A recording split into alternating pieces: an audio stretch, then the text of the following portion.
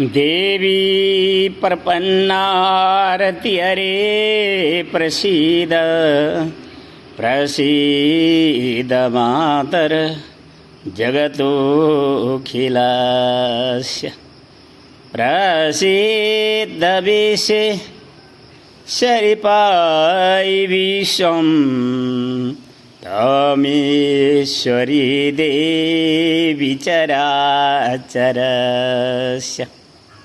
आज 2079 अषाढको 31 गते शुक्रबारको दिन अहिले बिहानको 6 बजिरहेको छ र म श्री बुढी गण्डकी र त्रिशुलीको यस बेरी सङ्गम, जसलाई नामाकरण गर्दा गौरीशङ्कर सङ्गमको रूपबाट जसले यसको सङ्कल्प बुद्धि राख्यो उसैले अग्निलाई साक्षी राखेर जुन प्रकारका देवालय र तीर्थहरू यहाँ हामीले पाउन सक्छौं र यो समाजको सम्पत्ति हो र समाजले यसको संरक्षण गरोस् भनेर नै यसलाई निरन्तर यिनै आवाजहरू साथ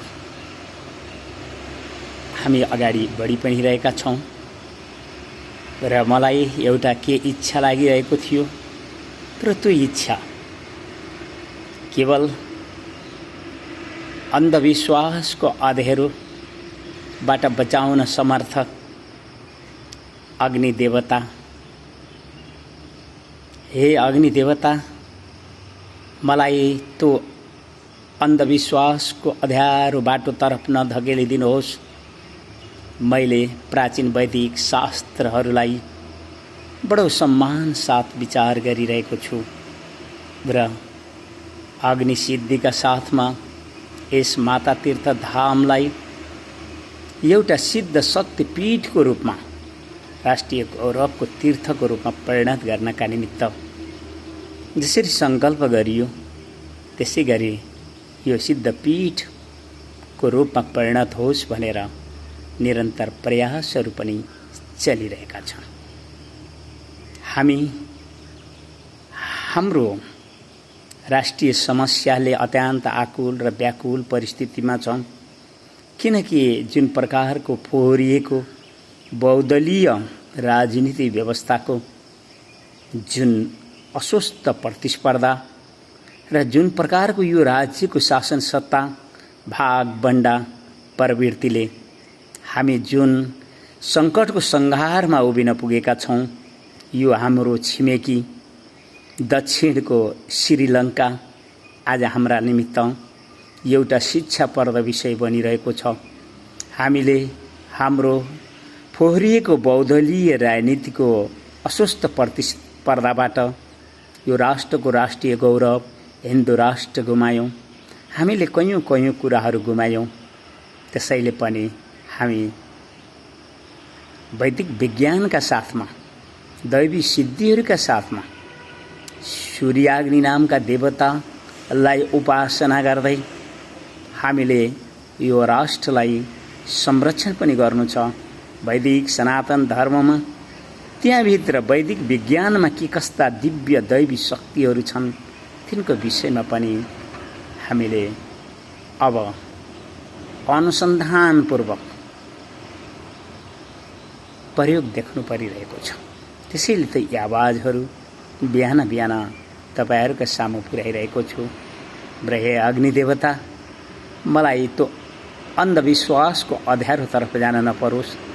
मलाई मेरा पुर्खाहरूले जुन वैदिक प्राचीन शास्त्रहरू दिएका छन् तिनी प्राचीन वैदिक शास्त्रका आडमा उभिएर ती दैवी सिद्धिहरू, ती दैवी प्रकोपहरू जुन यो राष्ट्रको घात र आघातका निमित्त उभिएको यो राष्ट्रको आजको परिस्थितिलाई हामीले सम्हाल्नका निमित्त मागिरहेका छौं। एउटी बुढी आमैका ती शिक्षा र उपदेशहरू अनि त्यो प्रकृतिको खुला विश्वविद्यालयमा जुन प्रकारका शिक्षाहरू प्राप्त भए तिनै कारणले आज मैले एउटा दैवी सिद्धि अनुसन्धान वर्ष 2079 साथ उभिन पाइरहेको छु। एउटा श्री बुढी गण्डकी र त्रिशुलीको बेनी सङ्गम, यस गौरी शङ्कर सङ्गममा जुन प्रकारको अग्नि साँची राखेर देवालय र तीर्थहरू सङ्कल्प गर्ने बुद्धि पाइरहेको छु। एउटा एक्लो मागन्ते भिखारी जीवन भए पनि मैले मेरी मातासँग त्यही भिख मागिरहेको छु।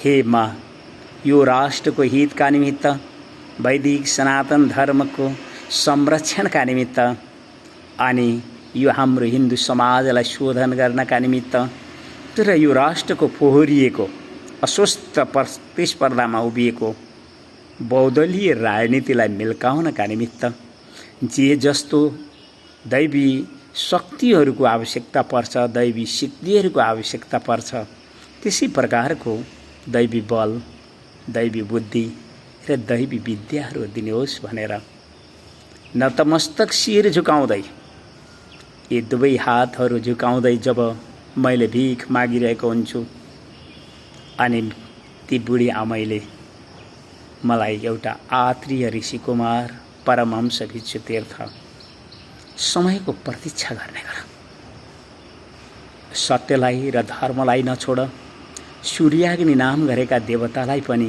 उपासना गर्ने गर। धनुबल अत्यन्त निकृष्ट बल हो। धनुबल भन्दा जनबल कति बलियो हुन्छ भन्ने विषयलाई वर्तमान परिस्थितिमा त्यो श्रीलङ्का नै सबैका लागि उपमाको विषय बनेको छ।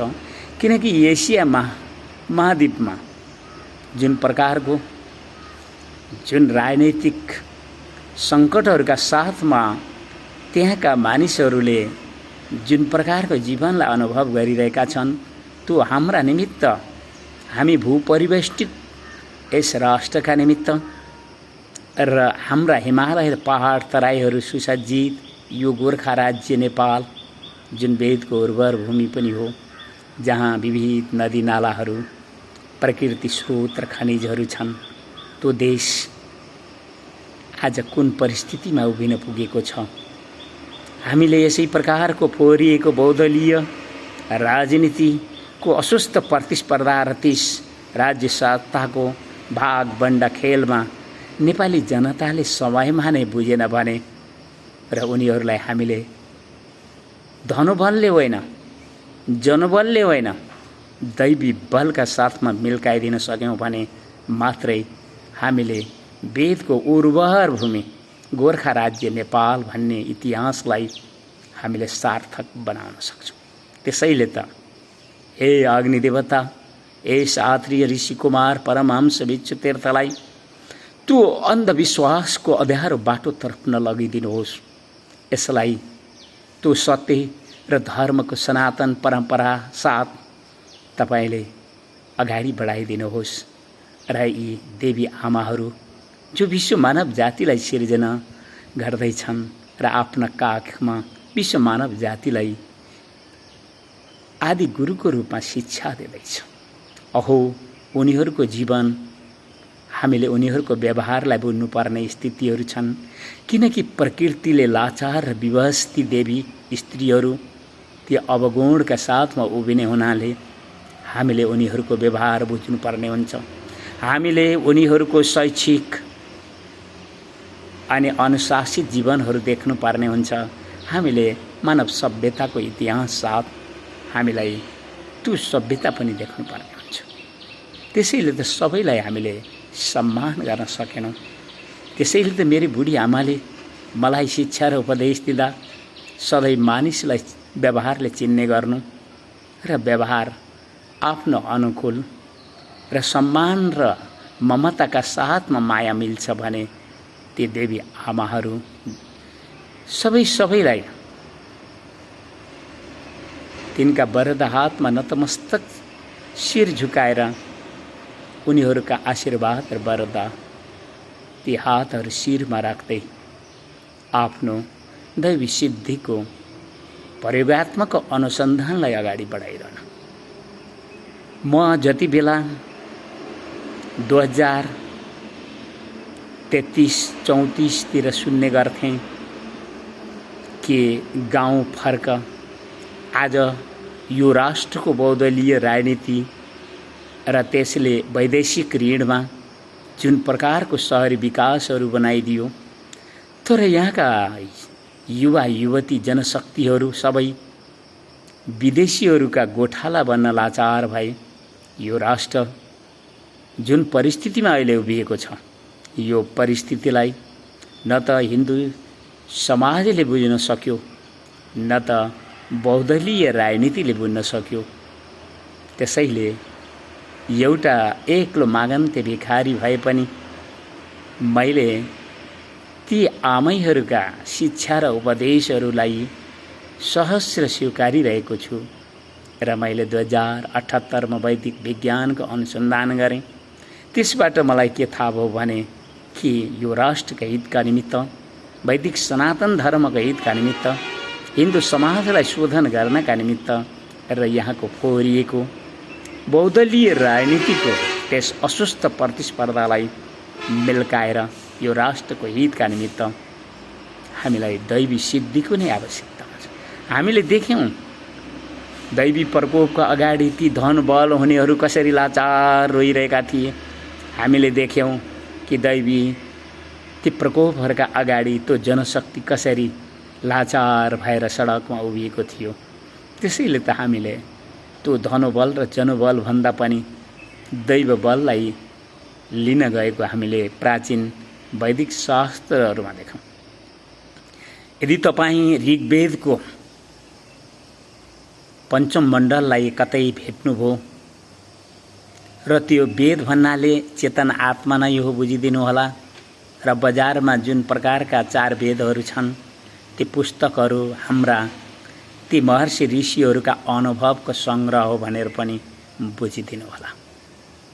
हामीले त्यहाँ प्राप्त गर्नका निमित्त, त्यहाँ जे जस्ता उपयुक्त ज्ञानहरू प्राप्त गर्नका निमित्त पहिला हाम्रो चेतन सत्तालाई बुझ्नु पर्यो, पहिला हामीले हाम्रो जीवन विज्ञानलाई बुझ्नु पर्यो, पहिला हामीले प्रकृतिको अष्टसिद्धिहरूका विषयमा बुझ्नु पर्यो, पहिला हामीले जैविक विविधताको यो जगत विज्ञानलाई पनि बुझ्नु पर्यो।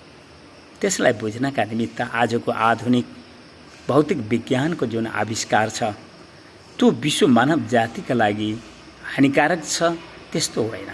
त्यसको सदुपयोग र प्रयोगमा दुरुपयोग हुनाले पृथ्वी मातालाई जथाभावी खनिज खन्ने र त्यो खनिजहरूलाई धुवाँ र धुलो बनाउँदै भौतिक विकासको नामले जुन आर्थिक प्रतिस्पर्धामा आणविक र परमाणु हतियारका बलमा विश्व मानव जातिलाई नै भयभीत बनाउने जुन प्रयासहरू चल्दैछन्, त्यसलाई पनि ती अग्नि देवताले जब दैवी बलका साथमा आउनेछन्, दैवी प्रकोपका साथमा आउनेछन्, त्यति बेला विश्व मानव जातिलाई एउटा चेतावनी र सावधानी दिनेछन् कि प्रकृतिले चाहँदा दैवी बलहरू कस्तो देखिन्छन्।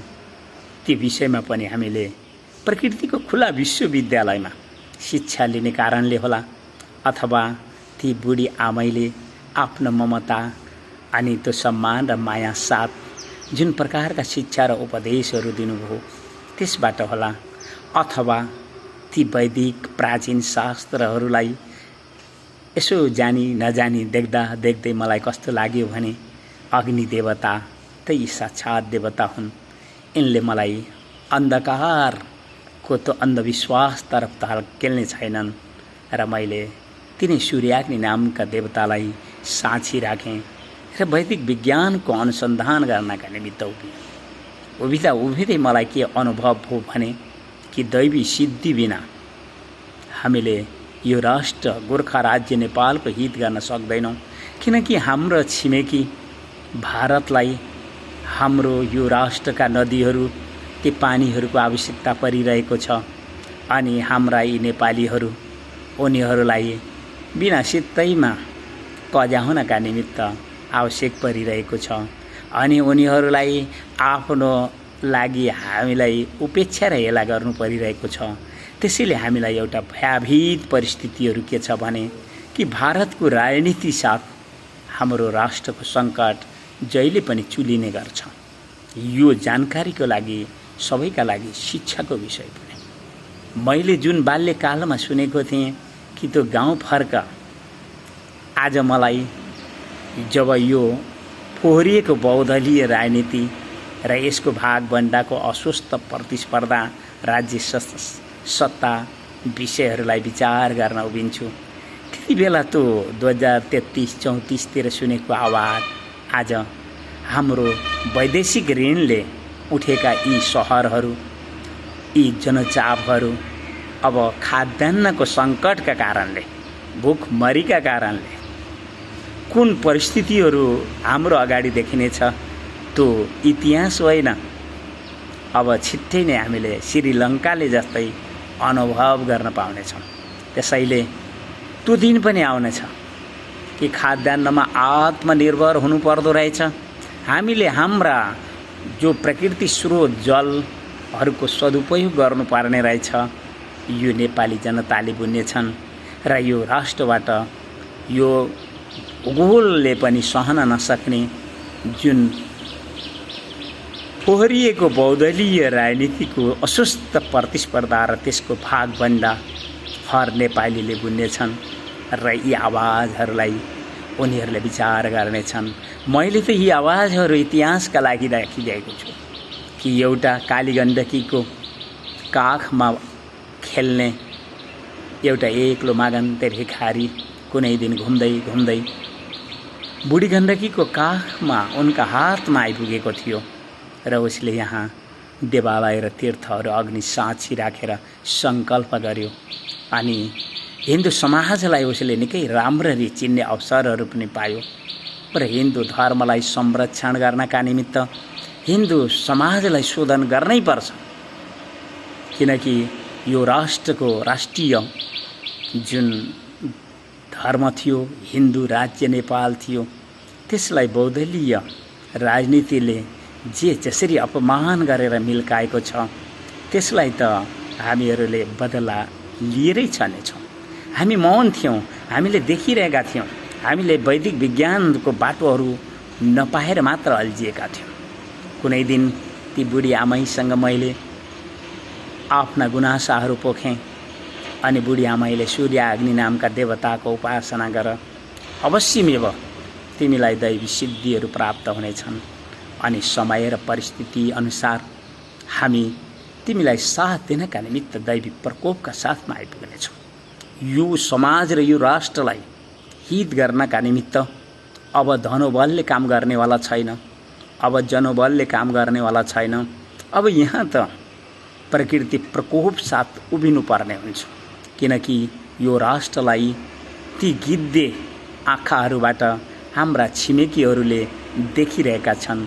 उनीहरूलाई जलको आवश्यकता परिरहेको छ। उनीहरूलाई यो राष्ट्रको जुन त्यहाँ आफ्नो बाउ हातहरू फैलाएर, नङ्ग्राहरू फैलाएर यहाँका जनताहरूलाई सताउन बडो आनन्द लाग्ने देखिएको छ।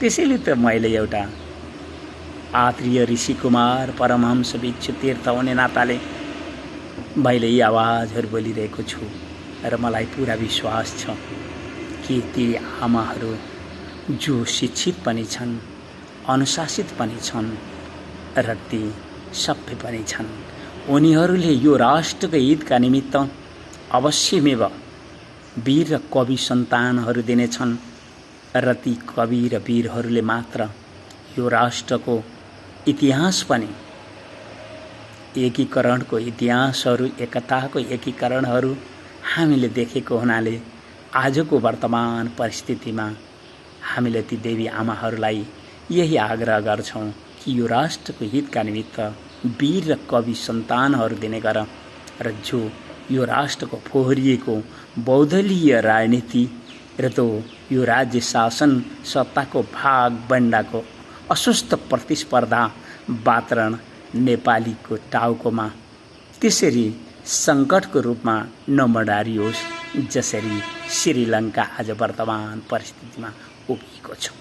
हामी त भारतको राजनीतिसँग जोडिएको यो गोर्खा राज्य नेपाल बन्न यहाँको राज्य शासन र ती शासकहरूका कारणले नै हामीले अनुभव गरिरहेका छौँ र हामीसँग प्राचीन वैदिक शास्त्र, ती रामायण, ती महाभारतमा जुन वैदिक विज्ञानका प्रयोगहरू हामीले भेट्यौँ र तिनी कारणले पनि त्यो अन्धविश्वासको अँध्यारो बाटोतर्फ नलैजाने अग्नि देवतालाई मैले प्रणाम गर्छु।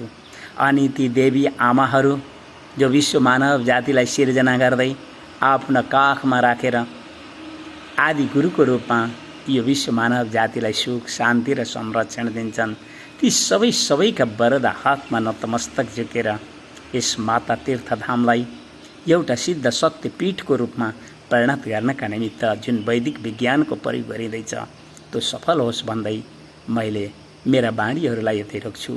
देवी प्रपन्नारति हरे प्रसीद प्रसीद मातर जगतोऽखिलस्य प्रसीद विश्वेश्वरिपाय विश्वं त्वमेश्वरी देवी चराचरस्य। हस्त धन्यवाद।